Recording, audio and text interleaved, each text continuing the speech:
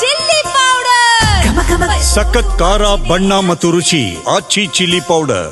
ಮಂಡ್ಯ ಜಿಲ್ಲೆ ಮದ್ದೂರಿನಲ್ಲಿ ಇರುವಂತಹ ಹೊಳೆ ಆಂಜನೇಯ ಸ್ವಾಮಿ ದೇವಸ್ಥಾನ ಭಕ್ತರ ಪಾಲಿನ ನೆಚ್ಚಿನ ಕೇಂದ್ರವಾಗಿ ಹೊರಹೊಮ್ಮುತ್ತಾ ಇದೆ. ಸರಿಸುಮಾರು 550 ವರ್ಷಗಳ ಇತಿಹಾಸ ಇರುವಂತಹ ಆಂಜನೇಯ ಸ್ವಾಮಿ ದೇವಸ್ಥಾನ ಶಿಂಷಾ ನದಿಯ ದಡದ ಮೇಲೆ ನೆಲೆಸಿದೆ. ಹೊಳೆ ಆಂಜನೇಯ ಸ್ವಾಮಿ ದೇವಸ್ಥಾನ ಅಂತಲೇ ರಾಜ್ಯದಲ್ಲಿ ಖ್ಯಾತಿ ಕೂಡ ಪಡ್ಕೊಂಡಿದೆ. ಹನುಮ ಜಯಂತಿ, ರಾಮನವಮಿ, ಶ್ರಾವಣ ಮಾಸ, ದೀಪಾವಳಿ ಹಬ್ಬಕ್ಕೆ ವಿಶೇಷ ಪೂಜೆಗಳನ್ನು ಇಲ್ಲಿ ನಡೆಸಲಾಗುತ್ತೆ.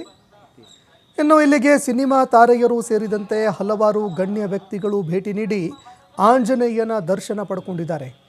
ಈ ಕ್ಷೇತ್ರಕ್ಕೆ ಮದುವೆಯಾಗದವರು ಬಂದು ಬೇಡಿಕೊಂಡು ಪೂಜೆ ಸಲ್ಲಿಕೆ ಮಾಡಿದ್ರೆ ಮದುವೆಗೆ ಇರುವಂತಹ ಅಡ್ಡಿ ನಿವಾರಣೆ ಆಗುತ್ತೆ ಅನ್ನೋ ನಂಬಿಕೆ ಕೂಡ ಇದೆ.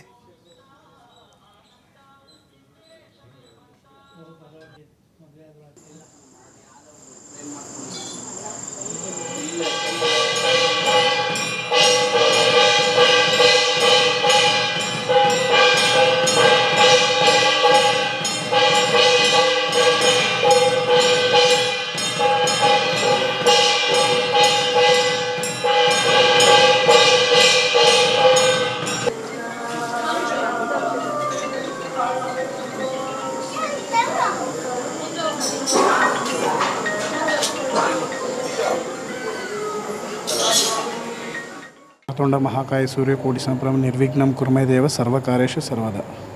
ರಾಮಾಯ ರಾಮಭದ್ರಾಯ ರಾಮಚಂದ್ರಾಯ ವೇದಸೆ ರಘುನಾಥಾಯ ನಾಥಾಯ ಸೀತಾಯ ಪತೆಯೇ ನಮಃ.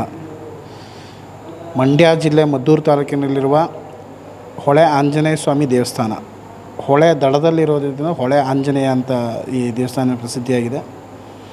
ಶ್ರೀಪಾದರಾಜರು, ವ್ಯಾಸರಾಜರು ಇಬ್ಬರು ಸೇರಿ ಪ್ರತಿಷ್ಠೆ ಮಾಡಿರುವಂಥ ಪ್ರಾಣದೇವರಿದು. ವ್ಯಾಸರಾಜರು 732 ಕಡೆ ಆಂಜನೇಯನ ಪ್ರತಿಷ್ಠೆ ಮಾಡಿದ್ದಾರಲ್ಲ, ಅದರಲ್ಲಿ ಇದು ಒಂದು ಬಹಳ ಜಾಗೃತವಾಗಿರುವಂಥ ಪ್ರಾಣದೇವರು.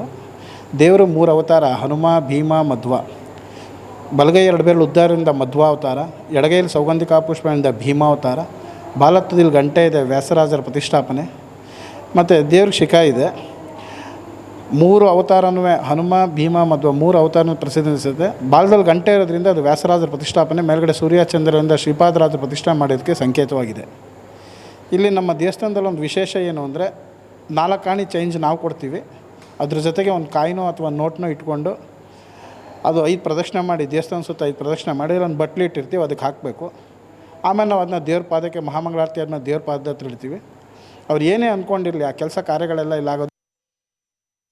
ನಾನು ಈ ದೇವಸ್ಥಾನಕ್ಕೆ ಸುಮಾರು ವರ್ಷಗಳಿಂದ, ಅಂದರೆ ಒಂದು 10-12 ವರ್ಷಗಳಿಂದ ಬರ್ತಾಯಿದ್ದೀನಿ. ಈ ದೇವಸ್ಥಾನದಲ್ಲಿ ತುಂಬ ಮಹತ್ವವಾದಂತಹ ಅಂಶಗಳು ಅಡಗಿವೆ ಅಂತ ತುಂಬ ಜನರು ಹೇಳಿದರು. ಅದನ್ನು ನಾನು ಬಂದ ಮೇಲೆ ಅದು ನನಗೆ ಪರಿಪೂರ್ಣವಾಗಿದೆ.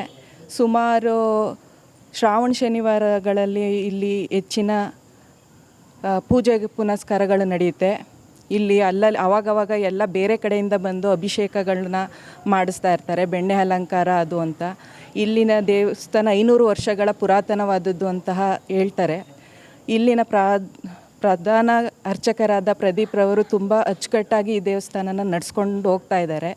ಈ ದೇವಸ್ಥಾನದಲ್ಲಿ ಸುಮಾರು ವರ್ಷಗಳ ಹಿಂದೆ ಇಲ್ಲಿ ಮದುವೆಗಳು ಎಲ್ಲ ನಡೀತಾ ಇದೆ.